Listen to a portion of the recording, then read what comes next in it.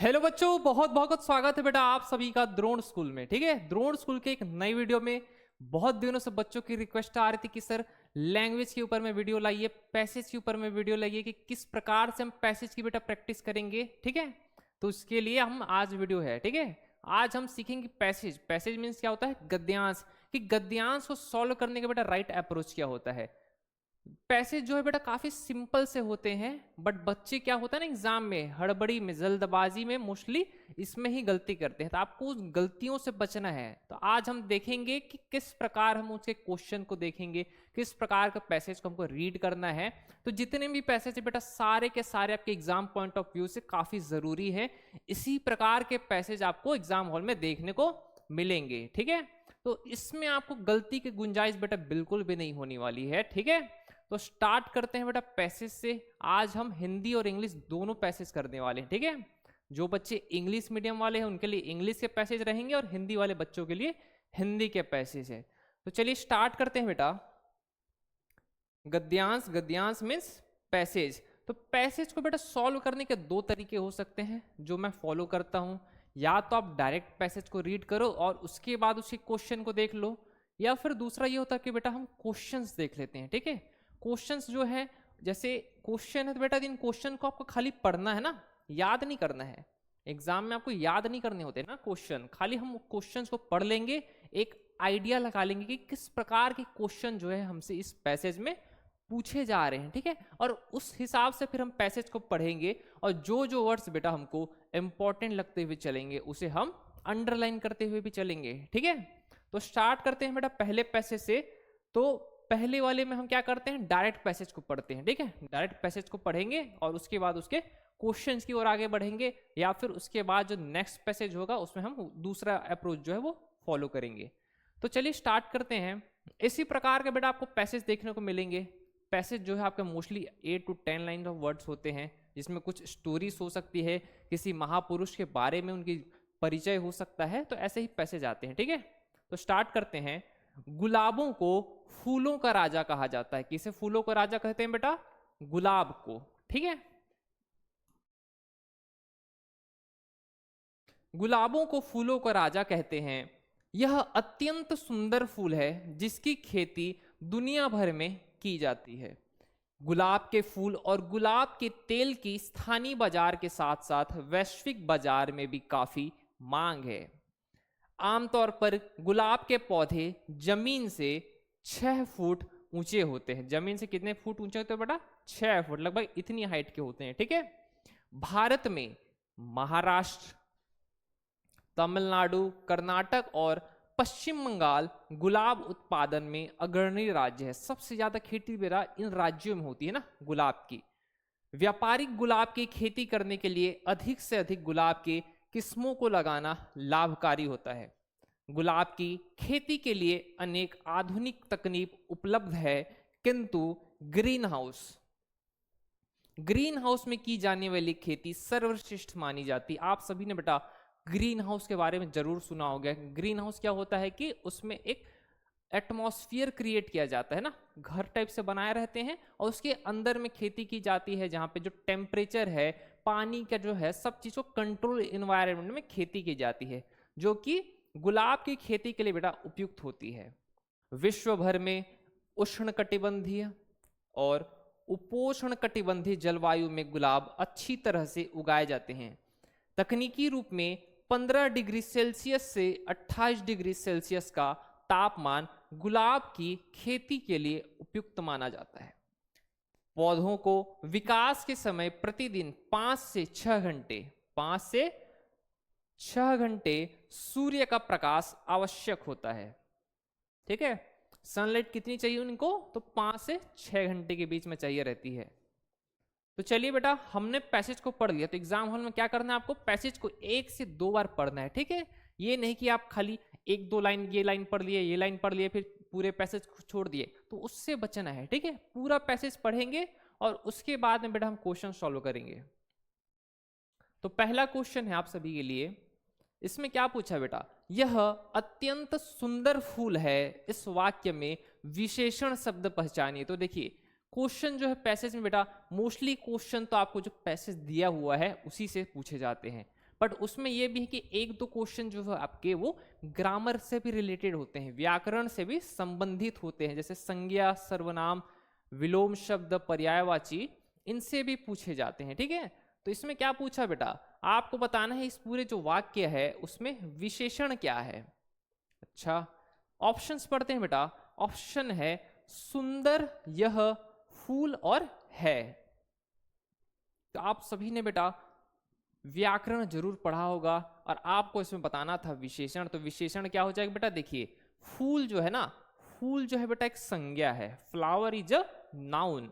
तो जो नाउन के बारे में बताता है कि नाउन की क्वालिटीज के या नाउन के बारे में बताता है बेटा, वहां पे हम क्या प्रयोग करते हैं, विशेषण का प्रयोग करते हैं। ठीक है, तो जो सुंदर है ना, सुंदर बता रहा है कि फूल कैसा है, फूल कैसा है, तो फूल सुंदर है।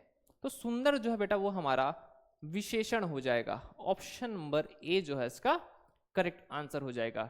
जो भी शब्द संज्ञा की परिभाषा बताता, संज्ञा के बारे में बताता है, उसे हम विशेषण कहते हैं। यहां पे बता रहा है ना फूल की क्वालिटी के बारे में कि फूल कैसा दिखता है, तो फूल भैया सुंदर दिखता है, तो बस वहां पे हम विशेषण यूज करेंगे। सुंदर जो है आंसर हो गया। अगला है, निम्न में से कौन सा राज्य भारत में सबसे अधिक गुलाब की खेती करने वाले राज्यों में शामिल नहीं है। देखिए शामिल नहीं है, तो प्रश्नों को भी बेटा ध्यान से पढ़ना है ना। अभी हो सकता था मैं पढ़ता राज्यों में शामिल है, उसमें देखता कि अरे इसमें तो कंफ्यूजन हो जाता है। ठीक है, तो उससे बचना है। यहाँ पे क्या लिखा था, नहीं है। तो चलिए देखते हैं बेटा क्या क्या ऑप्शन है। छत्तीसगढ़, पश्चिम बंगाल, तमिलनाडु और कर्नाटक। तो अगर आप देखेंगे पैसेज में तो देखिए तमिलनाडु, कर्नाटक और पश्चिम बंगाल तो बेटा अग्रणी राज्य है। तो कौन सा राज्य नहीं है, तो छत्तीसगढ़। छत्तीसगढ़ जो है इसका आंसर हो जाएगा। छत्तीसगढ़ किसके लिए जाना जाता है बेटा, तो धान की खेती के लिए जाना जाता है। ठीक है, धान का कटोरा भी कहते हैं।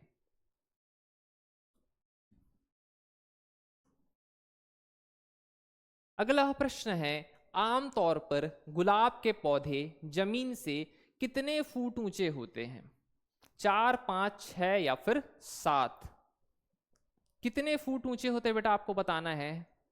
तो चलिए देखते हैं बेटा पैसेज में अगर हम देखें तो देखिए आपने कहीं स्टार्ट में ही पढ़ा था। देखिए आमतौर पर गुलाब के पौधे जमीन से 6 फुट ऊंचे होते हैं, तो 6 जो है इसका आंसर हो जाएगा। ठीक है, जितने भी बेटा क्वेश्चन की मैं प्रैक्टिस करा रहा हूं सारे क्वेश्चन को पहले आपको ट्राई करना है और लास्ट में मुझे जरूर बताइएगा कि कितने क्वेश्चन आपने करेक्ट किए हैं। ठीक है, ट्राई जरूर करना बेटा। नेक्स्ट क्वेश्चन इज, गुलाब के संदर्भ में कौन सा कथन सत्य है। तो ऐसे भी प्रश्न देखने को मिलते हैं जिसमें आपको 4 सेंटेंस दे दिए जाएंगे, 4 कथन दे दिए जाएंगे, उसमें बताना कि कौन सा सही है या फिर गलत है। तो यहां पर तो हमसे सत्य पूछा गया है, तो पढ़ते हैं, गुलाब फूलों का राजा है। दूसरा क्या है, गुलाब का तेल भी बनता है और ग्रीन हाउस में गुलाब की खेती सबसे अच्छी होती है। तो देखिए गुलाब फूलों का राजा है, हमने तो स्टार्ट में ही पढ़ा था, तो ये तो सत्य हो गया। दूसरा क्या है बेटा, गुलाब का तेल भी बनता है, तो गुलाब का यहाँ पे देखिए तेल भी बन गया। और लास्ट था ग्रीन हाउस गैस में उसकी खेती जो है सबसे अच्छी मानी जाती है। तो तीनों ही अगर ऑप्शन हमारे सही हो गए तो इसका आंसर क्या हो जाएगा, ऑप्शन नंबर डी, उपयुक्त सभी। आगे चलते हैं। देखिए अब आइए ना, विलोम शब्द पूछा गया आपसे। तो देखिए विकास, विकास मीन्स डेवलपमेंट, डेवलपमेंट मतलब बेटा उसका आपको विलोम शब्द बताना है। ठीक है, देखते हैं ऑप्शन क्या है, पतन, पथोगमन, उन्नति या फिर संघर्ष। तो बेटा इसका आंसर क्या हो जाएगा, विकास का अपोजिट क्या हो जाएगा, पतन हो जाएगा। ठीक है, ऑप्शन नंबर ए इसका आंसर हो जाएगा। चलिए एक पैसेज हमने हिंदी के किया, तो हम अल्टरनेट वे में चलेंगे। ठीक है बेटा, एक हिंदी एक इंग्लिश करते हुए चलेंगे। अब क्या है भाई, दूसरा पैसेज क्या है, रोज के बारे में ही है। ठीक है, तो चलिए पढ़ते हैं बेटा पैसेज को। The rose is often called king of all flowers. गुलाब को फूलों का राजा कहा जाता है। It is a beautiful flower grown all over the world. Rose flowers and rose oil are in great demand both in local and international market. स्थानीय और वैश्विक बाजार में जो है बेटा गुलाब की जो है काफी मांग होती है, डिमांड होती है। And rose hold the first position in global flower trade. फूलों में जो सबसे ज्यादा जिसका व्यापार होता है वो किसका होता है, तो गुलाब का होता है। Usually rose plants grow up to 6 feet in height. In India, Maharashtra,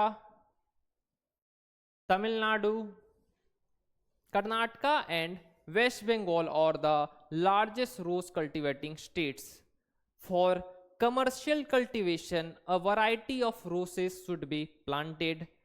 Many modern techniques are now used in rose farming, but greenhouse cultivation is considered the best. Green house जो है बेटा सबसे उसकी उपयुक्त खेती मानी जाती है, जो ग्रीन हाउस टेक्निक होती है। Roses grow well in tropical and sub tropical climate.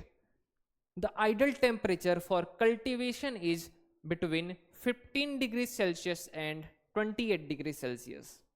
Rose plants also need 5 to 6 hours of sunlight daily during their developmental stage। गुलाब जब है बेटा उन्नति करते रहता है तब उसको 5 से 6 घंटे सूर्य की रोशनी की जरूरत पड़ती है। तो जितने भी पैसेज आते हैं बेटा सारे पैसेज है ना, जो लैंग्वेज होती है उसकी वो सिमिलर ही रहेंगे। बस ये है लैंग्वेज का जो मीडियम है वो चेंज हो जाता है। जैसे हिंदी में जो गुलाब के संबंधित जो पैसेज था सेम ही पैसेज आपको इंग्लिश में भी देखने को मिलता है। बस ये है कि जो बच्चे हिंदी सेलेक्ट किए हैं उन्हें हिंदी का सॉल्व करना है और इंग्लिश वाले बच्चों को बेटा इंग्लिश का पैसेज। चलिए क्वेश्चन है बेटा, ट्राई करते हैं क्वेश्चन को। It is a very beautiful flower, find the adjective in the sentence. Sentence को पढ़िए और उसके बारे में बताइए कि भैया कौन सा इसमें विशेषण या फिर एडजेक्टिव है। It is a very beautiful flower, तो मैंने आपको हिंदी में भी बताया था बेटा, सेम चीज को यहां भी करना है। नाउन क्या हो गया हमारा, यहाँ पे फ्लावर जो है वो नाउन है, ठीक है। तो नाउन के बारे में कौन सा शब्द बता रहा है, तो ब्यूटीफुल बता रहा है कि फ्लावर कैसा है, फ्लावर ब्यूटीफुल है। तो फिर इसका आंसर क्या हो जाएगा, ब्यूटीफुल जो है वो हमारा एडजेक्टिव या फिर विशेषण हो जाएगा। आगे बढ़ते हैं। Which of the following states is not a major rose cultivating state in India. कौन सा राज्य जो है गुलाब की खेती के लिए नहीं जाना जाता है, तो ऑप्शन है छत्तीसगढ़, तमिलनाडु, वेस्ट बंगाल एंड कर्नाटका। तो इसका आंसर क्या हो जाएगा बेटा, छत्तीसगढ़ हो जाएगा। क्या हो जाएगा, छत्तीसगढ़, क्योंकि तमिलनाडु, वेस्ट बंगाल और कर्नाटका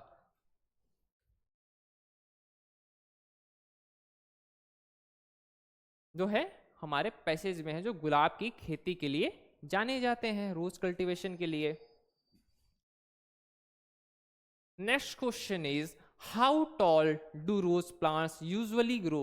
गुलाब के जो पौधे होते हैं बेटा औसतन या फिर एवरेज कितनी है, कितने हाइट तक वो बढ़ते हैं, 4, 6, 5 या फिर 7। तो उसका आंसर क्या है, 6 feet, up to 6 feet.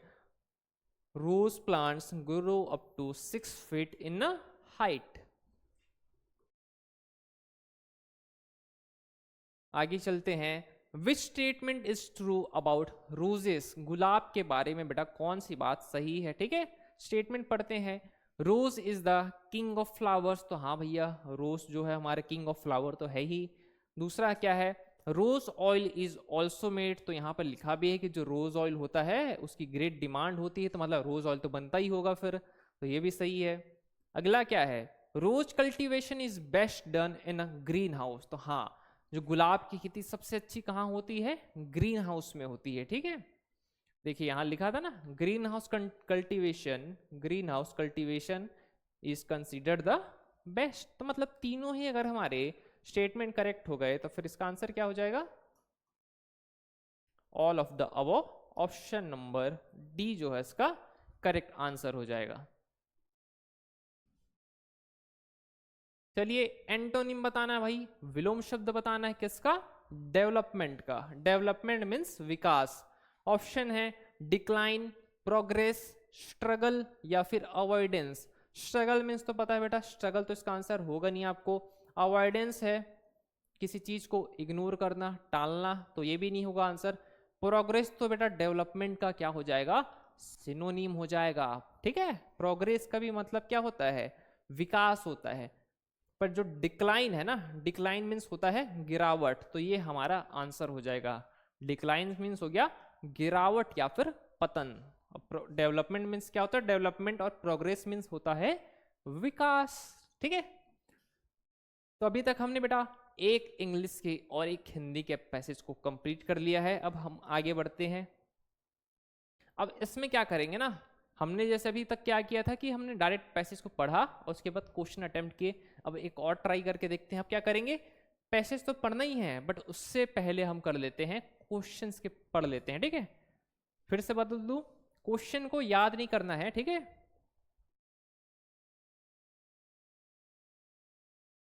Question को याद नहीं करना है, खाली आइडिया लगा लेते हैं।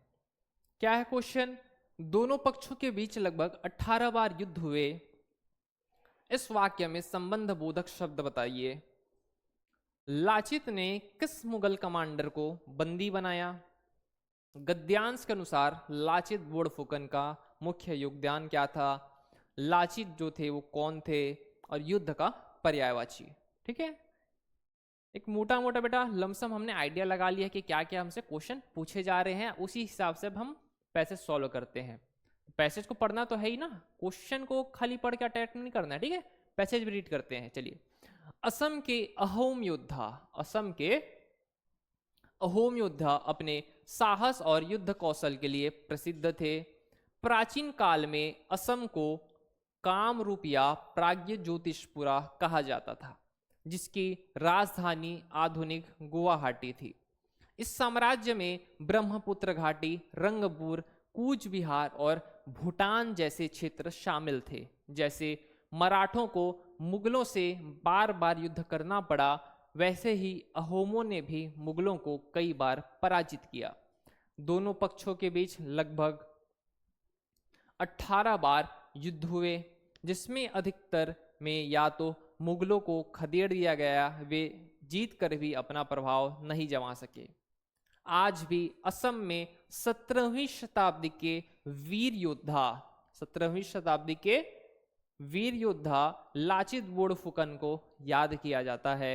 अगस्त 1667 में उन्होंने ब्रह्मपुत्र नदी के किनारे मुगलों की चौकी पर हमला कर गुवाहाटी तक विजय प्राप्त की और मुगल कमांडर सैयद फिरोज खान सहित कई सैनिकों को बंदी बना लिया। ठीक है, तो क्वेश्चन देखते हैं बेटा। दोनों पक्षों के बीच लगभग 18 बार युद्ध हुए। इस वाक्य में संबंध बोधक शब्द पहचानिए। दोनों के बीच युद्ध और 1.5 दर्जन में आपको बताना है कि बेटा इसमें संबंध बोधक शब्द कौन सा है। तो क्या होगा बेटा संबंध बोधक आंसर 1.5 दर्जन होगा क्या, तो इसको तो पहले हटा दिए, तो हो ही नहीं सकता। युद्ध भी नहीं हो सकता, बच गए आंसर दोनों या फिर के बीच। तो बेटा जो आंसर हो जाएगा ना संबंध बोधक का, वो हो जाएगा के बीच में, वो दोनों के बीच में संबंध स्थापित करने का कार्य कर रहा है। ठीक है, मुगलों और अहोम्स के बीच में, तो के बीच जो है बेटा वो हमारा आंसर हो जाएगा। संबंध बोधक शब्द कौन सा है, तो के बीच है। आगे चलते हैं। लाचित ने किस मुगल कमांडर को बंदी बनाया। गद्यांश में हमने पढ़ा था ना बेटा, लास्ट में पढ़ा था, याद रखिएगा कि लाचित ने किस मुगल कमांडर को बंदी बनाया। चलिए ऑप्शन देखते हैं, सैयद आदिल खान, सैयद इमरान खान, सैयद जुनैद खान या फिर सैयद फिरोज खान। तो क्या हो जाएगा आंसर, मुगल कमांडर सैयद फिरोज खान को, मीन्स ऑप्शन नंबर डी जो है आपका करेक्ट आंसर हो जाएगा। गद्यांश के अनुसार लाचित बोड़फुकन का मुख्य योगदान क्या था। उन्होंने मंदिर बनवाए थे, उन्होंने मराठों से युद्ध किया था, उन्होंने मुगलों के विस्तार को रोका था, या फिर उन्होंने ब्रिटिशों को हराया था। लाचित बोड़फुकन ने बेटा क्या किया था, तो इसका आंसर क्या हो जाएगा कि उन्होंने मुगलों के विस्तार को रोका था? किसके विस्तार को? मुगलों के। तो ऑप्शन नंबर सी जो है बेटा इसका करेक्ट आंसर हो जाएगा। लाचित बोरफुकन कौन थे? मुगल सेनापति, ब्रिटिश गवर्नर, अहोम योद्धा या फिर बंगाल के राजा? प्रश्न क्या पूछ रहा है आपसे कि लाचित बोरफुकन बेटा कौन थे? तो पूरा पैसेज हमने किसके बारे में पढ़ा था बेटा कि अहोम योद्धा के बारे में। तो अहोम योद्धा जो है इसका करेक्ट आंसर हो जाएगा। लाचित बोरफुकन जो थे एक वीर योद्धा थे। अब किससे संबंधित थे? अहोम से संबंधित थे। युद्ध का पर्यायवाची शब्द? पिघलना, दौड़ना, शांति या फिर लड़ाई? आपको बताना है बेटा युद्ध से मिलता हुआ वाक्य सॉरी शब्द कौन सा होगा? पिघलना, दौड़ना, शांति या फिर लड़ाई? तो इसका आंसर बच्चों आपको कमेंट बॉक्स में देना है। ये आपके लिए क्या हो जाएगा? होमवर्क हो जाएगा। ठीक है, इसका आंसर कमेंट बॉक्स में दीजिएगा। तो चलिए बेटा लेक्चर में क्लास में हम आगे बढ़े उससे पहले मैं आप सभी को बता देना चाहता हूं कि जो भी बच्चे नवोदय विद्यालय, सैनिक स्कूल और आरएमएस की तैयारी करना चाहते हैं बेटा, उनके लिए हमारा न्यू लाइफ बैच जो है वह 1 जुलाई से स्टार्ट होने जा रहा है। कब से स्टार्ट होने जा रहा है? 1 जुलाई से। ठीक है, तो अगर बच्चों अगर आपको इन स्कूल्स की इन कंपटीशन एग्जाम्स की तैयारी करनी है तो 1 जुलाई तक आप हमारे बैच में जुड़ जाइए। अगर आप 6 जुलाई तक, 1 जुलाई से तो बैच स्टार्ट हो रहा है, और अगर आप 6 जुलाई तक इनरोल हो जाते हैं तो आप सभी के लिए 1000 रुपीज तक का बेटा डिस्काउंट है। बट ट्राई कीजिएगा कि बेटा क्लासेस तो 1 तारीख से स्टार्ट हो रही है, तो 1 तारीख से पहले तक ही आप जुड़ जाइए। ठीक है, ताकि आपको लेक्चर को बाद में पढ़ना नहीं पड़े। तो अगर आप तब भी आप जुड़ सकते हैं, 6 जुलाई तक जुड़ेंगे तो आपको 1000 रुपीज तक का डिस्काउंट रहेगा। ठीक है, याद रखिएगा।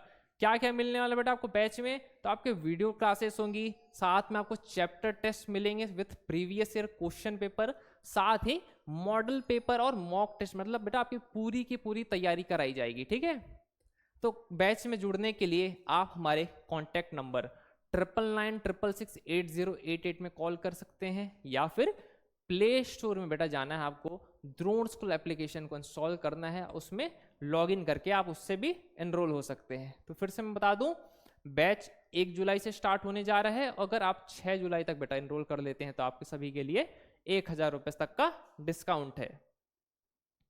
चलिए आगे बढ़ते हैं बेटा पैसेज में। पैसेज पढ़ें, पहले क्वेश्चन देखते हैं। By what name was Assam known in ancient times? Assam को पहले किस नाम से जाना जाता था? Which Mughal commander was taken prisoner by Lachit? A dozen is Ahom warriors belong to which state? और वॉर का सिनोनिम बताना है। चलिए रीड करती है बेटा मेरे साथ, आप सभी भी रीड करते हुए चलिएगा। The Ahom warriors of Assam, the Ahom warriors of Assam were very famous in history. In ancient time, Assam was known as Kamrup or Pragya Jyotishpura. Pragya Jyotishpura. And its capital was present day Guwahati. और उसकी राजधानी क्या थी बेटा? आज की समय की Guwahati. Under the Ahom Empire, the Brahmaputra Valley, Rangpur, Cooch Behar in Bengal and Bhutan were included. ये सब जो नाम बेटा यहाँ पे लिए है ना, ये सब उसके पार्ट्स हुआ करते थे। Sorry. Just as the Mughals had to face constant struggle with the Marathas, the Ahoms also fought them many times and defeated them. जैसे मराठों से मुगलों का युद्ध होते रहता था, उसी प्रकार अहोम्स ने भी मुगलों से युद्ध किया और कई बार उन्हें पराजित किया। There were more than dozen wars between the two powers. Even when the Mughals won, they could not keep their influence in Assam for long. The 17th century Ahom general Lachit Borphukan is still remembered as a great hero. In 1667, he led an attack on Mughal post on the Brahmaputra river marched to Guwahati and captured many soldiers including the Mughal commander Sayyid Firoz Khan। तो जो लाचित बोरफुकन थे बेटा, उन्होंने युद्ध किया मुगलों से और किसे गिरफ्तार कर लिया, पकड़ लिया? सैयद फिरोज खान को, जो कि एक मुगल कमांडर थे। तो चलिए बेटा क्वेश्चंस करते हैं। क्वेश्चन नंबर हो जाएगा ये, ठीक है। By what name was Assam known in ancient times. पुराने समय में बेटा, प्राचीन काल में असम को किस नाम से जाना जाता था? ऑप्शन है कामरूप, प्रज्ञा ज्योतिषपुरा, बोथ ए एंड बी, या फिर कूच बिहार। तो चार ऑप्शन में बेटा आपको आंसर बताना है। इसका करेक्ट आंसर क्या होगा? तो इसका आंसर क्या हो जाएगा बेटा? Assam was known as Kamrup और प्रज्ञा ज्योतिषपुरा। तो कामरूप और Pragjyotishpura means both A and B is the answer. Next question is which Mughal commander was taken prisoner by Lachit. Mughal commander जो थे उनका क्या नाम था जिनको लाचित बोरफुकन ने पकड़ा था बेटा? सैयद आदिल खान, सैयद जुनैद खान, सैयद इमरान खान, या फिर सैयद फिरोज खान। तो इसका आंसर क्या हो जाएगा? सैयद फिरोज खान को लाचित बोरफुकन जो थे वीर योद्धा, उन्होंने गिरफ्तार किया था। तो Syed Firoz Khan, option number D जो है बेटा इसका आंसर हो जाएगा। नेक्स्ट क्वेश्चन है, आपको बताना है अ डजन इज, एक दर्जन में बेटा कितने नंबर्स होते हैं? 10 to 12 या फिर 6। काफी इजी सा क्वेश्चन है, ठीक है। इसका आंसर तो आप सभी को पता होगा कि एक दर्जन मीन्स कितना होता है? तो 12 नंबर। कितना हो जाता है? 12। जैसे आप जाते हैं ना बेटा मार्केट में, मार्केट में आप क्या कहते हैं कि मुझे एक दर्जन बनाना दे दीजिए या फिर केला दे दीजिए। तो आपको कितने केले मिलते हैं? टोटल में 12 केले देखने को मिलते हैं। आपको दुकानदार 12 केले दे देता है, ठीक है। तो एक दर्जन में कितने हो जाएंगे पूछे गया, तो 12 इज द आंसर।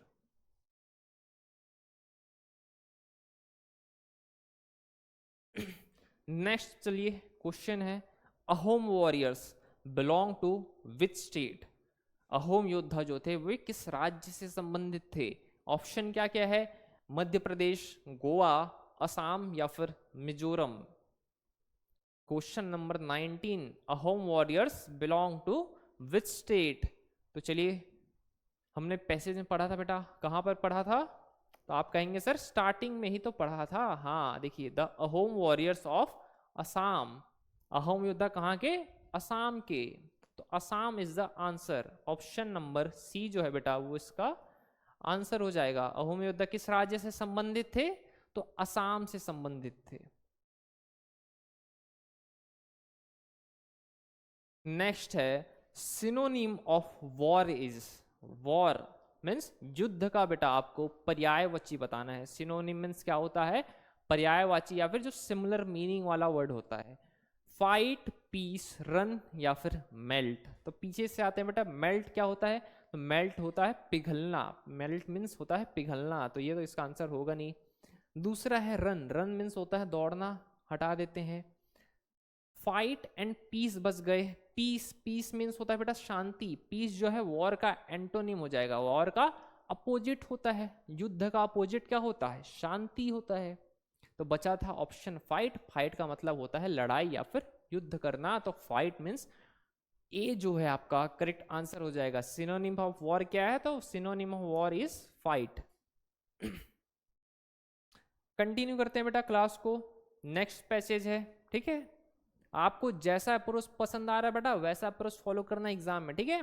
या तो आप डायरेक्ट पैसेज पढ़ो, क्वेश्चन सॉल्व करो, या फिर आप क्वेश्चन को पढ़ लीजिए और उसके बाद में पैसेज को करिए, ठीक है।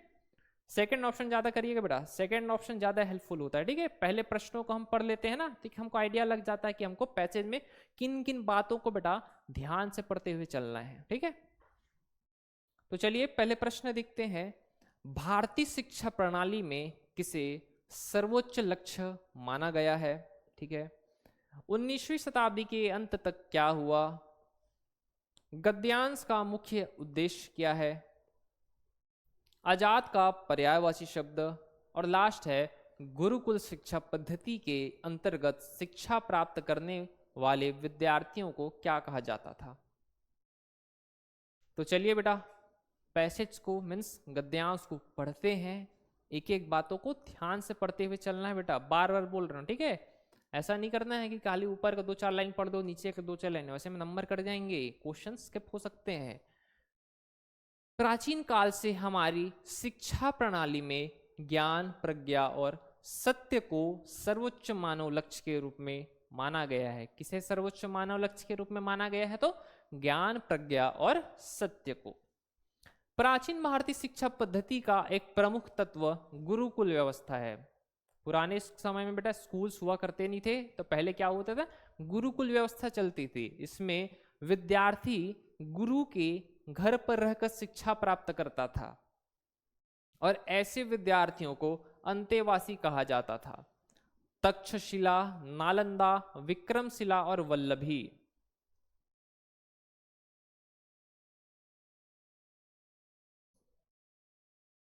जैसे स्वदेशी शिक्षण संस्थानों ने अंतरराष्ट्रीय स्तर पर ज्ञान का प्रचार किया। भारत को चरक, सुश्रुत, आर्यभट्ट, वराहमिहिर, भास्कराचार्य, ब्रह्मगुप्त और चाणक्य जैसे असाधारण विद्वानों की भूमि माना जाता है। विश्व ज्ञान प्रणाली के लिए समृद्ध विरासतों को आगे ले जाते हुए उनके योगदान को दुनिया भर में सराहा और महत्व दिया गया। दुर्भाग्य की बात यह है कि 19वीं शताब्दी के अंत तक स्वदेशी संस्थान विलुप्त हो गए। स्वदेशी जो शिक्षण संस्थान थे बेटा क्या हो गए? वो विलुप्त हो गए। आजाद भारत में अंग्रेजी शिक्षा को बढ़ावा मिला, जबकि भारतीय भाषाओं और ज्ञान प्रणाली को अपेक्षित महत्व नहीं दिया गया। तो 19वीं शताब्दी के बाद से अंग्रेजी जो है बेटा, अंग्रेजी शिक्षा जो थी उसको बढ़ावा मिल गया और जो भारतीय भाषाएं थी उनको पीछे कर दिया गया, ठीक है, उनको उतना महत्व नहीं दिया गया। तो प्रश्न है कि भारतीय शिक्षा प्रणाली में किसे सर्वोच्च मानव लक्ष्य के रूप में माना गया है? ऑप्शन क्या है बेटा? धन, बल, यश, ज्ञान, प्रज्ञा, सत्य, धर्म, अर्थ, काम या फिर भाषा, संस्कृति, कला। तो सर जी इसका आंसर तो सर होगा धन, बल, यश होगा सर। कई बार होता है ना बेटा, प्रश्नों को आपने पढ़ा नहीं, सॉरी पैसेज आप पढ़े नहीं, आपको लगा नहीं यार ये तो सही आंसर हो सकता है, तो फिर इसको टिक मार देते, तो उससे बचना है, ठीक है। आंसर तो ये है ही नहीं ना। क्या था? भारतीय शिक्षा प्रणाली में किसे सर्वोच्च लक्ष्य माना? तो जिस बच्चों ने अच्छे से पढ़ा है, पैसेज को ध्यान से पढ़ा, उसे पता होगा कि हमने तो ये शुरू में ही पढ़ लिया था। इसका आंसर क्या हो जाएगा? ज्ञान, प्रज्ञा और सत्य। तो ऑप्शन नंबर बी जो है बेटा इसका आंसर हो जाएगा। आगे चलते हैं। 19वीं शताब्दी के अंत तक क्या हुआ? विदेशी शिक्षा का विस्तार, स्वदेशी संस्थानों का विकास, स्वदेशी संस्थानों का विलुप्त होना या फिर भारत में औद्योगिक क्रांति। 19वीं शताब्दी के अंत में क्या हुआ था बेटा, आखिर में? तो उसका आंसर क्या हो जाएगा? देखिए आपने पैसेज में पढ़ा था कि 19वीं शताब्दी के अंत तक स्वदेशी संस्थान जो थे, स्वदेशी शिक्षण संस्थान, वो विलुप्त हो गए थे। तो स्वदेशी संस्थानों का विलुप्त होना, ऑप्शन नंबर सी जो है इसका सही उत्तर हो जाएगा। आगे बढ़ते हैं। गद्यांश का मुख्य उद्देश्य क्या है? आपको पूछा गया बेटा, आपने पूरा गद्यांश को पढ़ा है, एक एक लाइन को, एक एक वर्ड्स को ध्यान से पढ़ा है, उम्मीद करता हूं आपने पढ़ा भी होगा। आपको बताना कि उसका मुख्य उद्देश्य क्या है, गद्यांश किस चीज को बेटा बताना चाह रहा है, आपसे क्या चीज पूछना चाह रहा है। ऑप्शन है आधुनिक शिक्षा प्रणाली की प्रशंसा करना, प्राचीन भारतीय शिक्षा की विशेषताएं एवं उनके महत्व को बताना, विदेशी शिक्षा की आलोचना करना या फिर केवल गुरुकुलों का इतिहास बताना। तो इसका आंसर बताओ बेटा, इसका आंसर क्या हो गया कि हमने जो गद्यांश पढ़ा था उसका मुख्य उद्देश्य, मुख्य मोटिव क्या है? ऑप्शन है आधुनिक शिक्षा प्रणाली की प्रशंसा करना। तो बेटा कहीं पे भी गद्यांश में प्रशंसा तो की ही नहीं गई है। नीचे चलते हैं। केवल गुरुकुलों का इतिहास बताना, ये भी नहीं होगा बेटा। विदेशी शिक्षा की आलोचना करना, तो हमने भैया कहीं पर भी गद्यांश में विदेशी शिक्षा की आलोचना तो की ही नहीं है, तो सी भी नहीं होगा। बचा था बी, बी आंसर है। बी क्या था? प्राचीन भारतीय शिक्षा की विशेषताओं एवं उसके महत्व को बताना। तो हाँ बेटा, ऑप्शन नंबर बी जो है हमारा करेक्ट आंसर हो जाएगा। क्वेश्चन नंबर 23 का आंसर क्या हो जाएगा? Option number B. अगला पढ़ते हैं, आजाद का पर्यायवाची शब्द। ऑप्शन है गुलाम, परतंत्र, मुक्त या फिर जिद। आजाद का पर्यायवाची बताना बेटा, गुलाम, परतंत्र, मुक्त या फिर जिद में। तो जिद तो अलग से शब्द दिख रहा है, जिद को हटा दो, ठीक है। जो पहले गलत लग रहा है उसको हटा सकते हैं, ठीक है, उसको पहले हटा दो भैया, ये तो होगा नहीं आंसर। बचे 3 ऑप्शन, गुलाम, परतंत्र और मुक्त। तो बेटा गुलाम और जो परतंत्र है ना, वो आजाद के अपोजिट है, विलोम शब्द है, ठीक है। क्या है? विलोम शब्द। बचा था ऑप्शन मुक्त। मुक्त मतलब होता है फ्री, और आजाद का मतलब भी होता है फ्रीडम या फिर फ्री। तो ऑप्शन नंबर सी जो है इसका करेक्ट आंसर हो जाएगा। अगला प्रश्न है कि गुरुकुल शिक्षा पद्धति के अंतर्गत शिक्षा प्राप्त करने वाले विद्यार्थियों को क्या कहा जाता था? ऑप्शन है अंतर्मुखी, अंतेवासी, शिक्षक या फिर विद्यार्थी।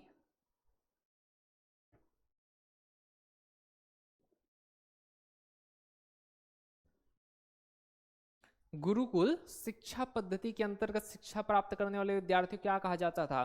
तो गुरुकुल शिक्षा पद्धति में क्या होता था बेटा, जो बच्चे होते थे वे गुरु के घर पे, गुरु के घर पर रहकर शिक्षा प्राप्त करते थे।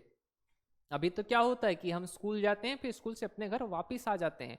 पर गुरुकुल में क्या होता था? गुरुकुल एक तो होता था बेटा जंगलों में। तो जो भी राजा के बच्चे हैं, जो भी आम नागरिक के जो बच्चे होते थे बेटा, वो गुरु के घर पे ही रह के शिक्षा ग्रहण करते थे। और ऐसे विद्यार्थियों को क्या कहा जाता था? तो ऐसे विद्यार्थियों को अंतेवासी कहा जाता था। तो ऑप्शन नंबर बी जो है बेटा हमारा करेक्ट आंसर हो जाएगा। चलिए बेटा, पैसेज है इंग्लिश में, सेम पैसेज अभी हिंदी में पढ़ा था, वही पैसेज को अब हम इंग्लिश में प्रैक्टिस करते हैं। पैसेज पढ़ें उससे पहले क्वेश्चन देखते हैं। These indigenous institution had become extinct by the end of 19th century. What part of speech is 19th in the sentence? By the end of which century did indigenous institution become extinct? Indigenous institution of ancient times included. The synonym of independence is, और last है, the student who studied in Gurukul system where called.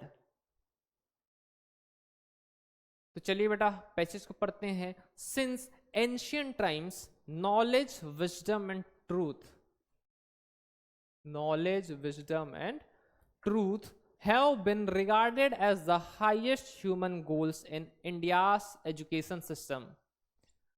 One of its main feature was the Gurukul system.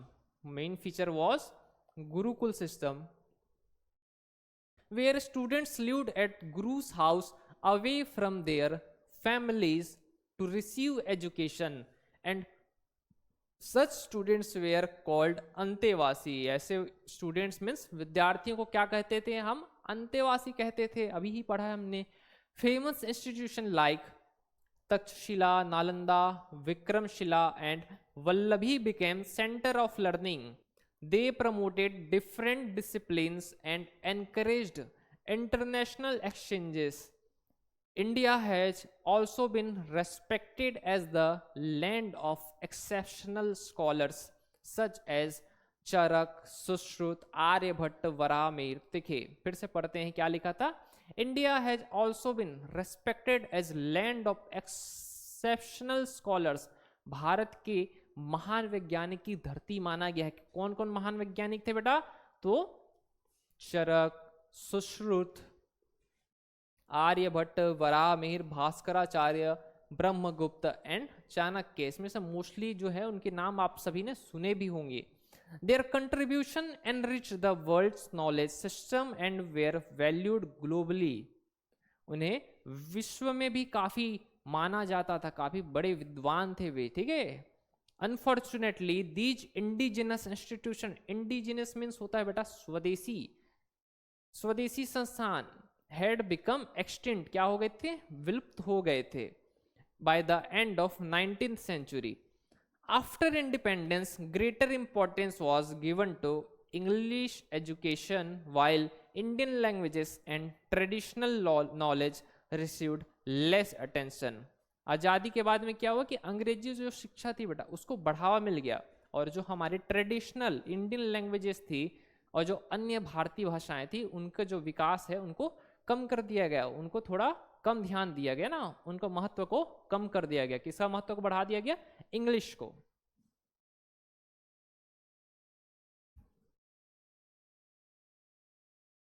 Question पूछता है आपसे, these indigenous institution had become extinct by the end of 19th century. What part of speech is 19th in the sentence? आपको बताना कि 19th क्या है, pronoun है, noun है, एडजेक्टिव है या फिर एडवर्ब है बेटा। पढ़िए पूरा सेंटेंस को और इसका आंसर बताइए कि इसका आंसर क्या होगा।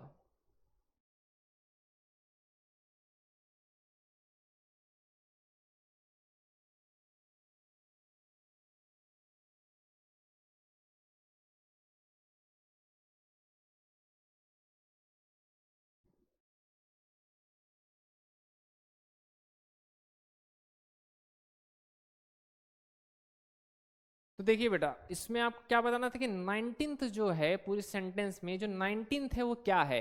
तो देखिए सेंचुरी, सेंचुरी के बारे में बता रहा है बेटा। 19th जो है ना लिखा क्या है, 19th सेंचुरी।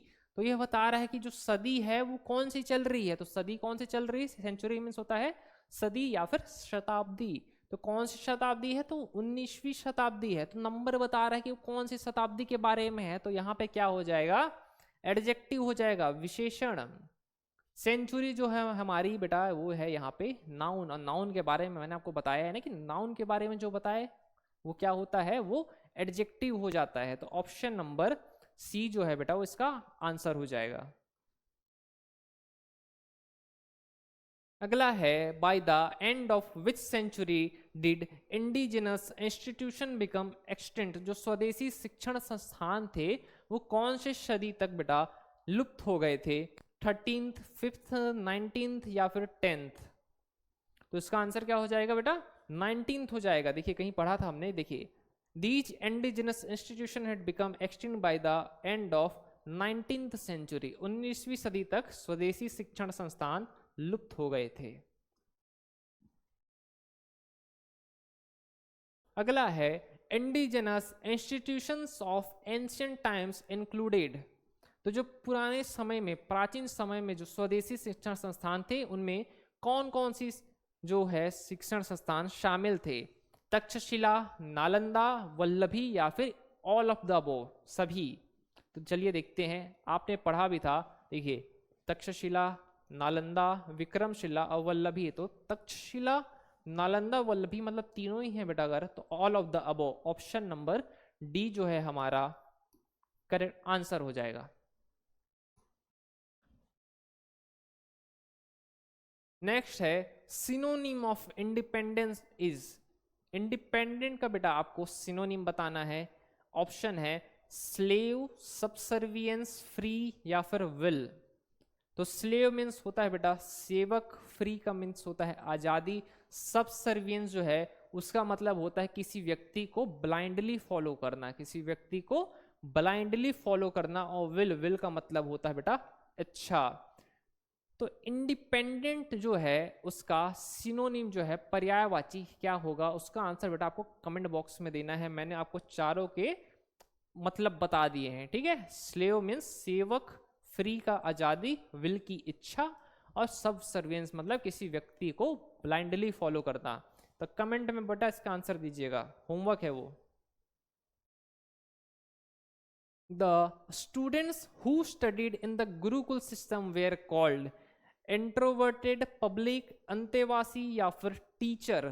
तो जो गुरुकुल सिस्टम होता था उसमें जो छात्र थे वो गुरु के घर में रहकर शिक्षा प्राप्त करते थे, और ऐसे स्टूडेंट्स को बेटा क्या कहा जाता था, तो ऐसे स्टूडेंट्स को अंतेवासी कहा जाता था। क्या कहा जाता था, अंतेवासी, ऑप्शन नंबर डी, ठीक है। तो इतना था बेटा, आज हमने टोटल में 6 passage including 3 Hindi and 3 English के पैसेज की प्रैक्टिस करी है। ऐसे ही पैसेज जो है बेटा आपको एग्जाम हॉल में देखने को मिलते हैं, तो हम ऐसी वीडियोस आप सभी के लिए और लेके आएंगे। ठीक है, आपकी जो डिमांड थी हमने इसको स्वीकार किया है और आप सभी के लिए वीडियोस लेके आए हैं। ठीक है, तो चैनल में बने रहना है बेटा। वीडियो अगर पसंद आए है तो आपको वीडियो को लाइक करना है बेटा और चैनल को सब्सक्राइब करना है। आई होप आपको आज की क्लास पसंद आई होगी। साथ ही जो बच्चे नवोदय विद्यालय, सैनिक स्कूल और आरएमएस की बेटा तैयारी करना चाहते हैं तो उनके लिए हमारा न्यू लाइव बैच है जो बेटा वो 1 जुलाई से स्टार्ट होने जा रहा है। क्लासेस आपकी 1 जुलाई से स्टार्ट हो जाएगी।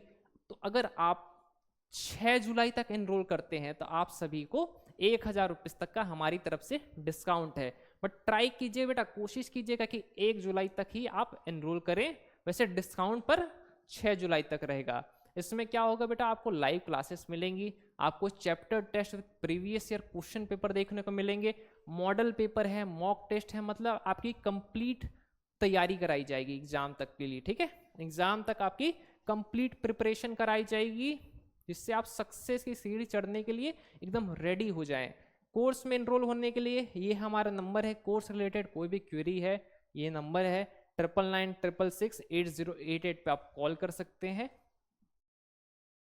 ये बेटा बच्चे हैं जिन्होंने हमारे बैचेस से एनरोल होकर तैयारी करी थी और सफलता पाई थी, तो ऐसे बच्चों की लिस्ट में आप भी शामिल हो सकते हैं।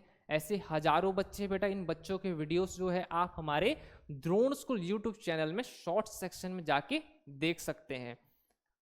जो बच्चे नवोदय की बेटा तैयारी करना चाहते हैं उनके लिए हमारा नवोदय लाइव बैच 4 है। साथ ही जो बच्चे नवोदय विद्यालय, सैनिक स्कूल और आरएमएस बेटा तीनों की तैयारी करना चाहते हैं एक बैच के थ्रू, तो उनके लिए हमारा तेजस बैच 4 है। जितने भी बेटा बैचेस होंगे सारे के सारे बाइलिंगुअल है, मीन्स हिंदी और इंग्लिश दोनों में होंगे। ये 9th वाले बच्चों के लिए नवोदय 9th का भी बैच है। साथ ही बेटा आपको कमेंट सेक्शन में या फिर डिस्क्रिप्शन बॉक्स में गूगल फॉर्म का एक लिंक होगा जिसमें आपको फिल कर देना है। उसमें आपकी नॉर्मल जानकारी मांगी जाएगी कि किस एग्जाम से आप तैयारी करना चाहते हैं, क्या नाम है आपका। ठीक है, तो उसको फिल कर देना।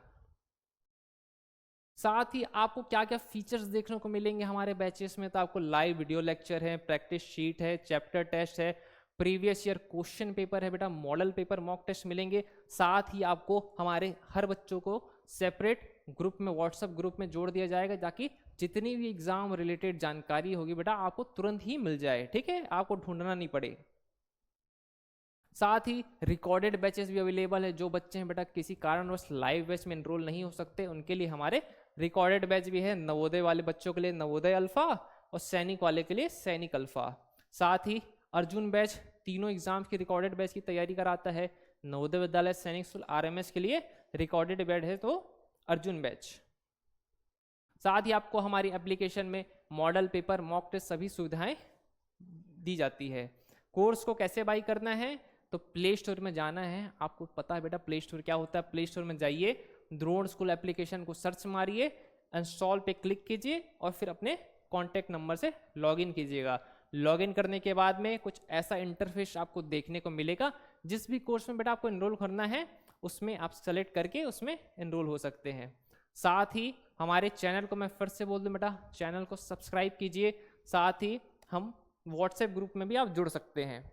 कॉल नाउ जो है इसमें आप कॉल करके कोर्स रिलेटेड बेटा जितनी भी जानकारी है आप इससे पूछ सकते हैं। हमारी टीम हमेशा रेडी है आपके लिए, आपके क्वेश्चंस का जवाब देने के लिए। 9996668088। तो मिलते हैं बेटा। आई होप आपको आज का सेशन पसंद आया होगा। मिलते हैं बेटा आप सभी से नेक्स्ट वीडियो में। तब तक के लिए आप सभी अपना ध्यान रखिएगा, पढ़ते रहिए, आगे बढ़ते रहिए। धन्यवाद।